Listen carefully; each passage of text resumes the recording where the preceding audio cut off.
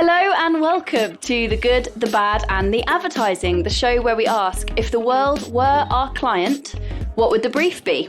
In each episode, we look to tackle some of society's biggest challenges with the same creativity and strategic rigour that Adland tackles a client brief.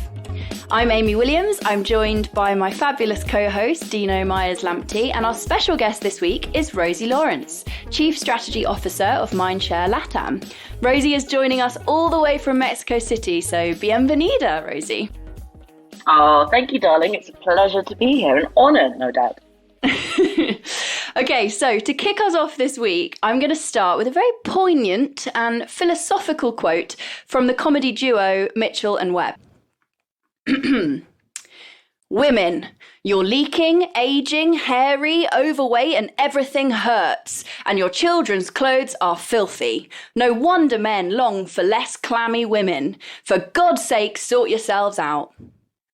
Men, shave and get drunk because you're already brilliant. This is a comedy sketch from 2009, and it's parodying gendered advertising, but it's pretty on the nose. I mean, let's consider that advertising has been founded by powerful men. Ogilvy, Mather, Bernbach, Hegarty, Saatchi. And the foundation of sexism is that men hold the power, which means women are cast into a secondary position where our power is dependent upon pleasing and satisfying men. In order to curry favour with the powerful, women must be seen to be helpful, agreeable, attractive, useful, and importantly, non-threatening. And this power dynamic has created a bias where women are interpreted and represented through the male perspective. Companies generously, perhaps even paternally, offer their products and services to us women as a handy way for us to bridge the gap between reality and the ideal woman. In a bid to illustrate how women can be truly agreeable and attractive and helpful if we just put in a bit more effort, advertising often forgets to present women as three-dimensional human beings. In 2019, PHL Research, in partnership with Mindshare, conducted a content analysis of 120 of the biggest brands on TV, and they found that 20% of ads that featured women showed them in a group throwing their heads back and laughing wholeheartedly. But in only 3% of those ads actually showed women being funny. In fact, women were rarely seen to be doing much at all. In the ads they reviewed, men spoke 7 times more than women. So I'm going to end this introduction on a very simple question. Where are all the funny, clever, interesting, chatty women in advertising? And how can we strengthen their voices? Oh, Amy, do you know what? I love that quote. Literally, as you were saying that quote, I'm like, that is genuinely me. You are actually talking to me. And I started to think, do you know what? I actually want to see me. Like, I know that was meant as a joke, but that's not what you see in advertising. You don't see a slightly overweight, slightly sweaty, clammy, I think, is woman. Clammy was, sorry, yes. Women don't sweat. They can fire. You actually don't see that. And I think that's exactly your point, right? And when you ask women, do they see themselves in advertising? Almost 70-80% of them say, no, we don't see ourselves reflected. And I think it's not just about funny women, it's just about realistic representation of women. The ideal, especially down here in Latin America, where kind of the male macho culture is so prevalent, that the ideal of a woman as a mother, as this goddess who looks after the house and does nothing else, is absolutely the norm. And yet, still down here in Mexico, 78% of women say that that's not who they are. And we know it's not who they are. It's how do we convince the patriarchy, she says, getting all comedy and feminist about it, to portray us realistically. Not, I don't even want to be portrayed as hilarious and this doyenne of comedy. I just want to see a middle-aged woman who's slightly overweight in an ad, juggling a million things. Let's get the clammy women out. That's what we want to see. No, I completely agree with your point. The stats around how disengaged women are in advertising are very telling, right? That PHL research I mentioned, they found 66% of women in the UK don't connect with what they see in advertising. And as you mentioned, in Mexico, it's even worse, 76%. So, we're not connecting with the picture that's being presented to us, which means that brands aren't going to be selling that much product to us. Dino, you're the man in the room. Yes, and I'm glad I've had the opportunity to speak last because, you are the experts, being the women. No, I mean, all right, so there's a number of provocations that I'm going to throw in here. And the first thing to say up front is that, advertising has a stereotyping problem with all sorts of minorities, let's say. True. And while women aren't a minority in advertising, they are certainly a minority in the positions of power. The positions that make decisions. So even in, for example, in the marketing side, I think in the UK, it's something like 45% of marketing directors are women. So not the majority, but that's just marketing directors. That's not necessarily CMOs and the heads of, in my experience, it's probably more like, in terms of all the clients that I've come across, it's probably more like 70-30 in terms of that is male to female in those kind of, the top kind of marketing positions. And then you look in terms of those companies, and you look at the FTSE and the CEOs and the people that have really got the power and the CFOs, and the numbers are even starker. So there is a minority problem with women in advertising and media and marketing. But particularly when you look at advertising, there's a serious problem when you look at creative departments. So the people that actually create the work and approve the work and decide who is casted and who isn't, the creative director role, the executive creative director roles, that is where it's quite catastrophic. And it's not just catastrophic from a male-female perspective, it's also catastrophic from a seniority perspective as well. So there's a lack of experience, women in terms of, it's pretty much like finding dinosaurs in a creative department if you find a woman that's over the age of about 40, let's say, in a significant position. So it's no surprise that a lot of advertising is so stereotypical. It's so reflective of the people that are making the decisions, who are, men of a certain age who are in those positions. So I think that's one kind of point. But the provocations I will throw into this female audience that I'm in front of. We've done a lot of research quite recently, actually, for a big kind of global female brand. And I'm glad that Rosie's in Mexico, and you've already highlighted some of the differences in different countries. And what was significant is what women wanted and how women felt was different quite considerably between, for example, Europe and East Asia. Mm-hmm. And the perceptions of independence, empowerment and things like that, those kind of things that are slightly more kind of like bigger and expected in Europe were not seen to be quite ready yet in a lot of those other places. They weren't quite ready for it. That's so interesting, Dino, because one of the things that I've experienced here is exactly that actually there's a lot of women stopping what I would call the progress of advertising and women. Although, and you're right, and we should highlight it, CMOs, CEOs, CFOs, the big power brokers, ultimately the people who make the final decisions are men. What I find is that, and especially down here, is that it's kind of women in those more junior positions, but yet positions of approving creative and, and putting ideas on the table are almost, I would say, kind of self-moderating, right? Oh, no, we couldn't do that because that's not what women are. And then, you look around the room and I'm like, okay, so, in this room of not the top dogs in the business, there's 70% women. All of us are working women. And you're telling me that we can't portray a working woman, that they have to look like this. It's interesting. It doesn't surprise me that Asia's a bit like that, but there's a real challenge, isn't it? You hit it right there. Yeah. If we're living in a world that's different to what we're showing, and we as women are saying no.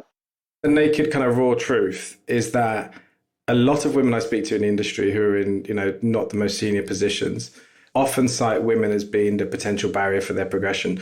And that is, that's a sad kind of like harsh kind of reality in some cases.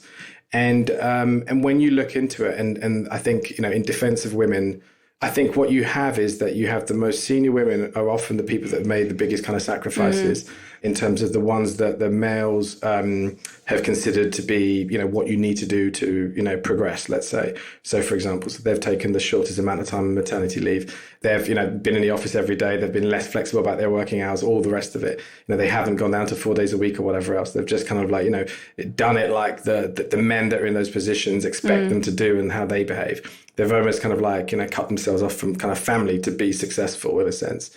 And because of that, I think they are unfortunately, that has become their rule book for how you must do it to get into those positions. And I'm not saying this, I'm not speaking for everyone, but I think this happens too often.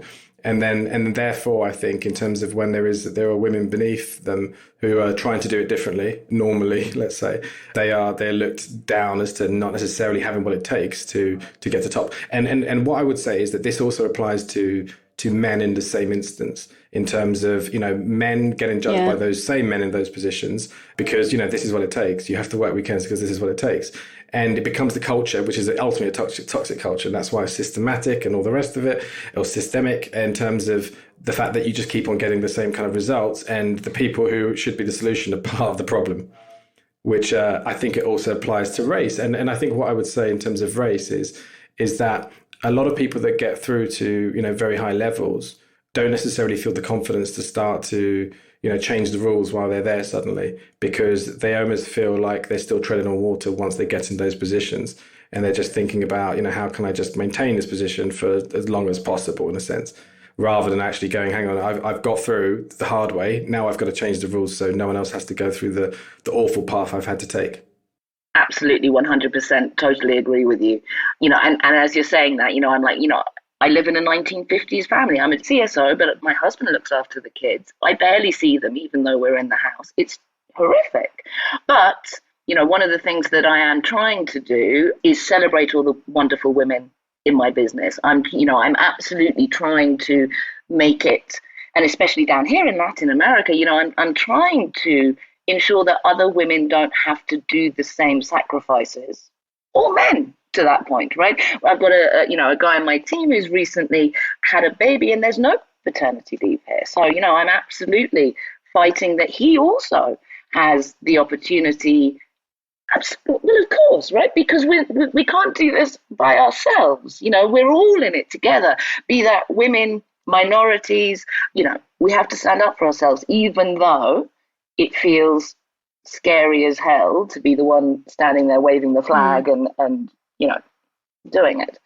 I want to throw in the idea of how much and how responsible advertising is to change perceptions, because I think often what is the problem and why you get kind of stereotypical advertising is because people are following a bit of a formula.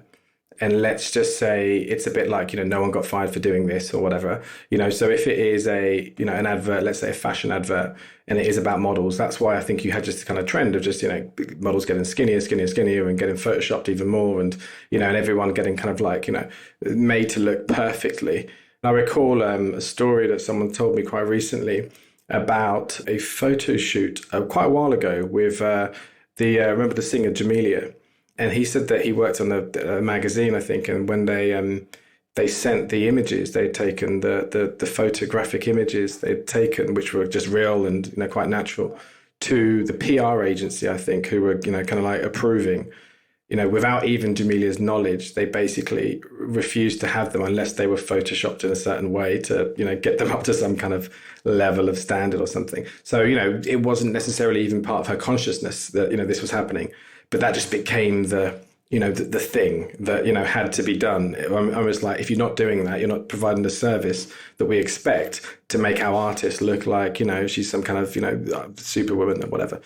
No, exactly. And that's what I mean about, in fact, there was a recent case here. It was Mother's Day on the 10th of May, and one brand ran these big outdoor posters, kind of, in theory, celebrating mothers. And one of them, basically, it's in Spanish, but, it was all kind of clever typography. And, they got the words, "We love you, mama," through the things. But it was basically saying, it's terrible that you have to go and work and leave me alone all day. And so obviously the feminist backlash was like, are you kidding me? In this day and age, you're making mothers feel guilty about going out to work when actually, but the point, and the same with the Jamelia case, right? How many women sat in meetings and saw that and didn't feel empowered? And I bet in the Jamelia case, the PR agency was probably mainly women, right? And I'm not saying that, we as women are doing ourselves down, but we don't feel empowered, I think, to stand there and say, hang on a second, are you kidding me? That's not right. And that for me is the key point. How can there's a lot of women in marketing, in advertising, there was more. I think that, during the recession, we kind of lost a fair amount, especially kind of older women. But how can we empower, even though we're not the CMO or the CFO or the CEO, how can we empower women to feel okay to stand up in a meeting and say, no, sorry, that's not cool, right? It's almost like the people who have achieved this special status within the boys' club feel that it is so fragile and so precious that they can't challenge it. And what I don't think we should do is structure this brief around those few that have got through, because they have so much weight on their shoulders already in terms of being a mentor, being a source of inspiration, also managing their own decisions, as Dino's mentioned, the sacrifices they've made to get there. And it's a huge weight to put on them to say that in that room, when you're the only woman or you're the only person that looks different to everyone else, for whatever reason, you should stand up and fight for all of us. What I would love to do is focus the brief more on how we can make that position in the boys' club feel less fragile, so that they have the strength and the confidence that they can bring more women to the table and not lose their own seat. I think one of the clues in the answer is probably about how decisions get made and the use of kind of research and real people, consumers. Because, one of the things that, you mentioned at the start was that, people expect, it to be different, and that's the way the kind of the world is, and people want to see people like them and representation of, of real life in ads and campaigns. And I think that, ultimately advertising and marketing too often falls within a bubble. And actually, I think the creative process often fights against doing research at the right points, at the relevant points. It becomes, a lot of time spent on ideation and a very short amount of time spent on casting and actually, making the decisions of who those people are exactly. And that kind of gets passed on down the line a little bit to someone else's responsibility. And, the amount of meetings that I've been in where I've seen creative work presented, where I haven't seen them talk about the detail of, the casting, who the person's going to be, what they're going to look like, not necessarily where they're from and, and who they are. And I guess in terms of, it can go quite far down the line with all the right approvals. And then suddenly it's in the hands of a casting agent or a producer or someone who's just thinking, oh, well, they're going to want a model in there, rather than, just a normal person. So I think that in terms of if there is the right kind of validation process to check with, real people, consumers, then I think you'll probably get more honest feedback, because the proof is in the pudding of the advertisers that are confident enough to do it. People like Dove, for example, it's probably a good example to bring, because Real Beauty was such a kind of like a famous campaign in the marketing world. But, I was recently sitting in a meeting where we were talking about that, and the impression was, oh, yeah, but it's all a bit old and stereotypes, so we shouldn't really be kind of playing on that area. But it was like, actually, this was 10 years of success, back to back, consistent kind of market growth. They absolutely smashed it.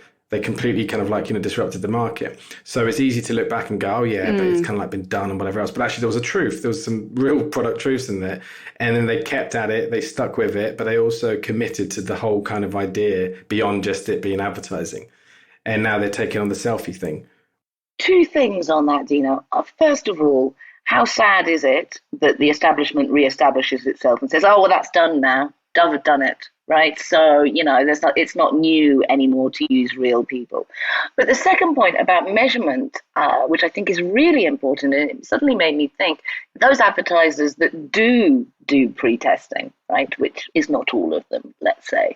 But, how could we actually build into that because I'm kind of thinking about, those pre-tests and what are the questions and, is it screened for normal people. And I don't think I've ever seen a breakdown of those pre-tests that shows me, it doesn't show me for race. It doesn't actually necessarily ask some interesting questions that might lead us to make different decisions. And I know they're very standardized for a very good reason and all of that. But yet, if there was a way to build into that kind of pre-testing and research some kind of measurement around realness, differentiation, and it has been proven, like you were saying, it's not just female stereotypes, but, there are campaigns. Dove is a great example, but many other campaigns that have had great success by breaking stereotypes and gender stereotypes. You hit the nail on the head, though, in terms of standardization. We accept the standards and we think they're okay because they're the standards, but not because they are actually the right thing. So, I've been behind a kind of like a consortium called Voices for All, which basically identified the fact that omnibus kind of panels were disproportionately, they weren't accurate in terms of their representation, and they're just considered to be the standard.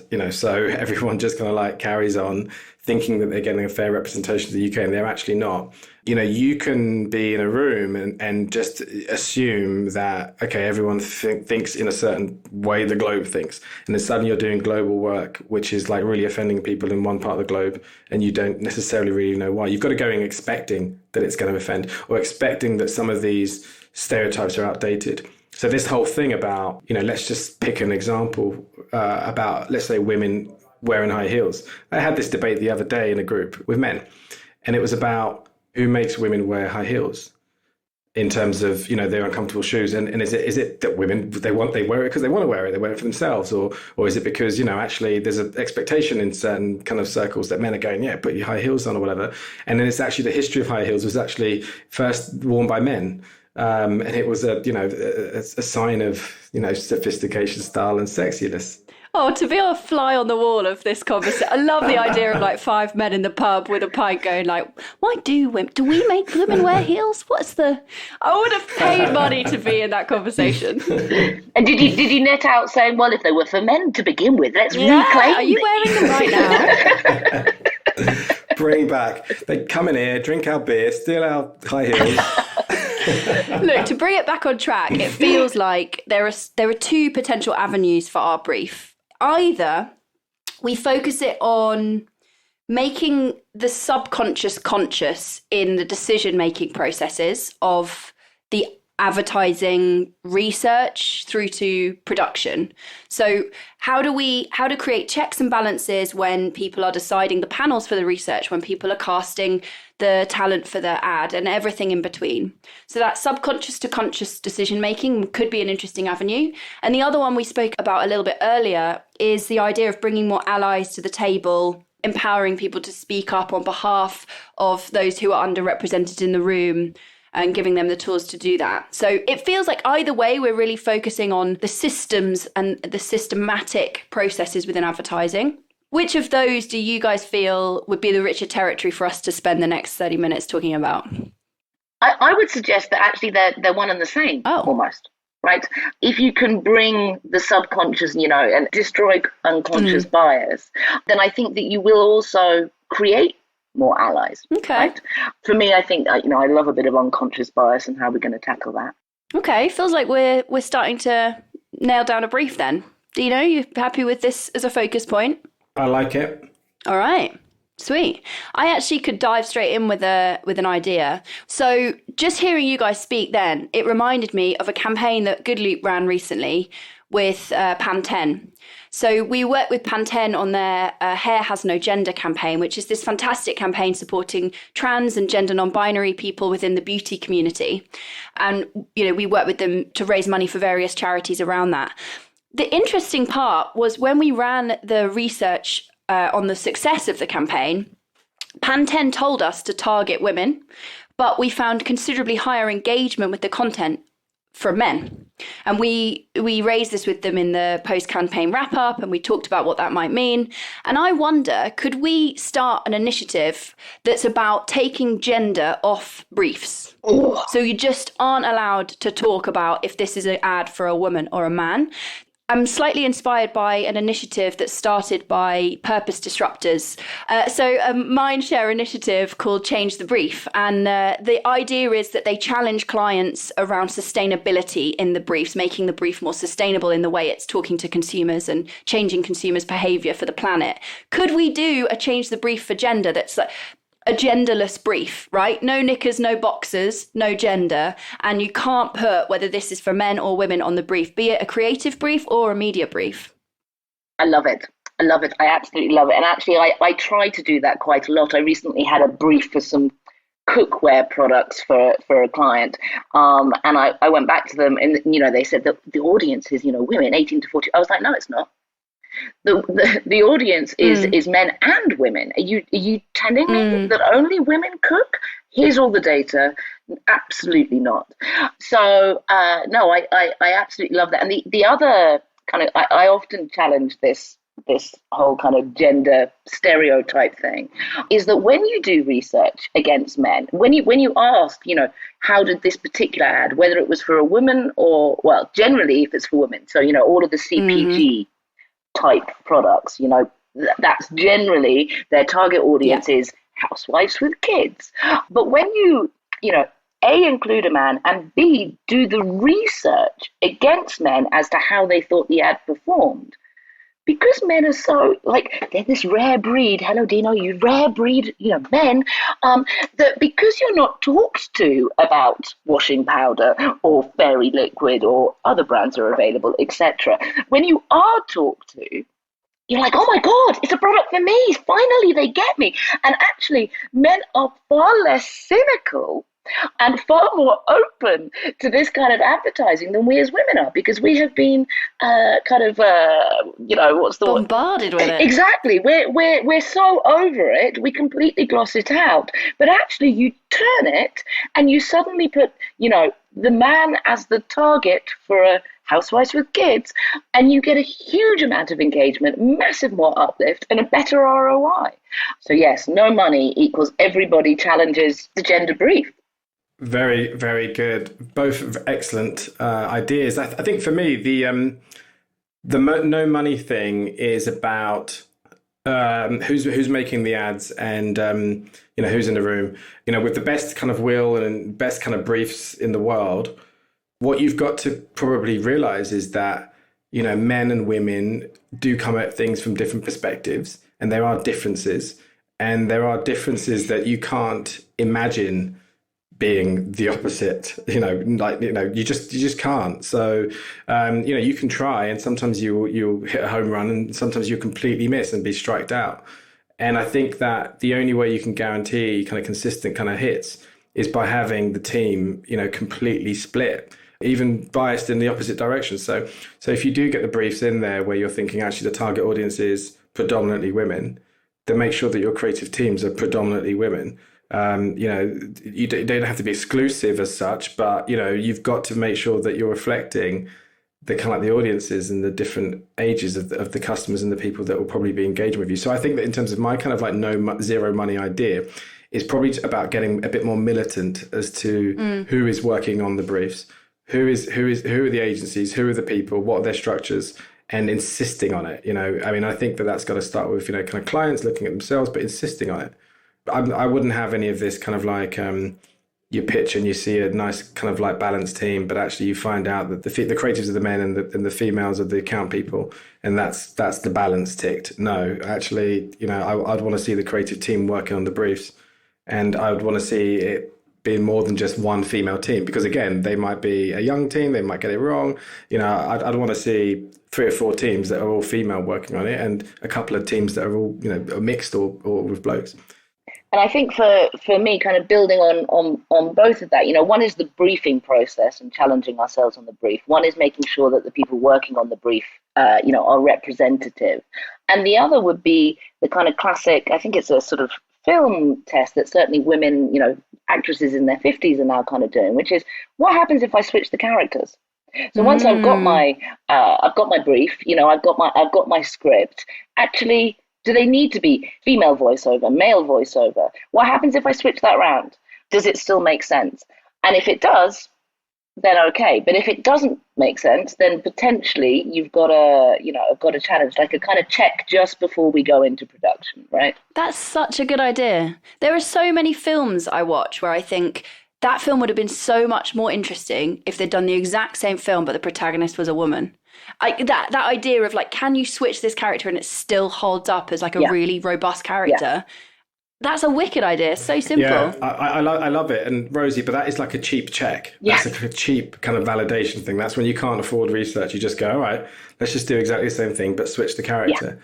And it can work for male, female, but also for race as well. Yeah, absolutely. Because, the really interesting thing about stereotyping is when you look at the ads, the people that are not being stereotyped just don't notice it, just don't see it. They only really see themselves, in terms of in the ads. So if it's a man, then they take the man role and they kind of like see if the male is getting kind of offended as such. So if you flip the character and they become the female character, they equally will be more easily able to see, hang on, why this is probably not so fair. All right, so I think it's time. To move on to our £1 million plus. What would we do if we had infinite money to solve this problem and answer this brief? For me, the money doesn't matter kind of option. I think you've got to use advertising, haven't you? That's what happens when you've got big bucks. You put it in an ad. So for me, the clue is about how can you advertise, to change people's perceptions and expectations about things.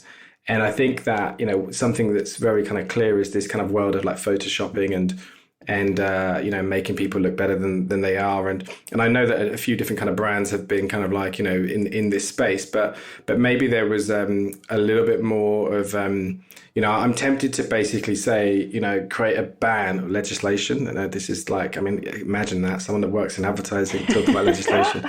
Imagine if there was a Photoshop ban on, changing people's, weight, let's say, for example, or shades of skin, things like that. There's certain things you could probably agree on that could be like, actually, that's just, we just shouldn't be allowed, changing the ways people's bodies are formed. And that probably could be quite nice in terms of having this kind of like no Photoshop kind of ban on imaging and doing a campaign about it in terms of, looking back at the ones in the ads that have gone out that have been and rerunning those pre and post kind of like what the image was before. So it would take quite extensive research to dig out all the the original assets, but I think it could be quite striking when you see Mariah Carey on the ad, but she's 6 inches shorter her actual height, and re-educate the world that way. I love that. I was thinking that if I had all the money in the world, I'd like to do what Tide did at the Super Bowl, with that kind of pastiche of all of the different categories that kept on kind of reoccurring, but do a pastiche of gender inequality in ads to really kind of bring it home, not for a product, right? If we're going to, if I've got all the money in the world and I can shout from the rooftops, then let's do a pastiche of Tide, which was so famous as it was, but actually, of the gender stigmatism that's within and inherent within all of those ads that will be next to and in between that Tide ad. I think that would be, a hell of a lot of money. More than that's our Bezos budget spent, right? Just on the production and the media. But it would certainly cause a conversation, one would hope, right? I love the idea that you could use all the money in the world to buy all the Super Bowl slots and then run ads that are pastiche of the ad you would have seen. So it's a woman sat on the couch sipping her Budweiser and doing jack shit, whilst there's an ad for men doing the laundry on the next advert. It's a wonderful idea. Exactly. So my idea for unlimited money is to create a little bit of an ecosystem around female-made brands. There are some very fantastic brands that have been built by women, not necessarily for women, but by women. Pip Murray founded Pip and Nut, a wonderful brand here in the UK. Trinny Woodall of Trinny and Susanna fame built a business. It's worth almost £200 million now, and it's an amazing business that's a sort of makeup business built through communities of women on Facebook. Trinny is a woman whisperer. And then there's a really interesting app founded by a very interesting lady called Billy Quinlan, who found an app called Furly, which is an audio app focused on closing the orgasm gap between men and women. So I was thinking, female-made brands have the blueprint of how to advertise to women. So I'm going to build an affiliate link website. Stay with me now. I know this isn't sounding very sexy yet. It's an affiliate link website where you can buy brands made by women. So it's like Quidco, like one of those cashback sites, but it's exclusively for brands made by women. You could sign up to Bumble, for instance, and then you get, a little bit of cashback, a couple of quid back as part of the affiliate payment. And all of the cashback funding goes into a fund for female-led brands to run advertising campaigns. So they can hire creative teams, they can create amazing ad campaigns, and they can create that blueprint, and they can show through leadership how to talk to women and how to build brands that don't fall into those same old boring stereotypes. Oh, I love that purchase power, and using every single penny that I've got for good to empower even more women, to then create an even louder voice, which then creates more women. I love it. And obviously men can join in and purchase and be part of the movement, because we need them too, right? I was gonna say, trust a woman to make affiliates sexy. I mean, you've just. I think that's got to be the tagline of the website. All right. Well, it feels like we've had some pretty interesting ideas here. Of course, we don't have all the answers to this huge and complex issue, but I hope that, we've helped to raise a few more questions and inspire a few new ideas. And if you, the listener, would like to learn more about this topic, then I've got to say that a big part of my research for this particular episode was reading Brandsplaining by Jane Cunningham and Philippa Roberts. It's so witty, it's so intelligent, and it looks at sexism in marketing. So when you finish listening to this episode, do two things: subscribe and then go and buy that book.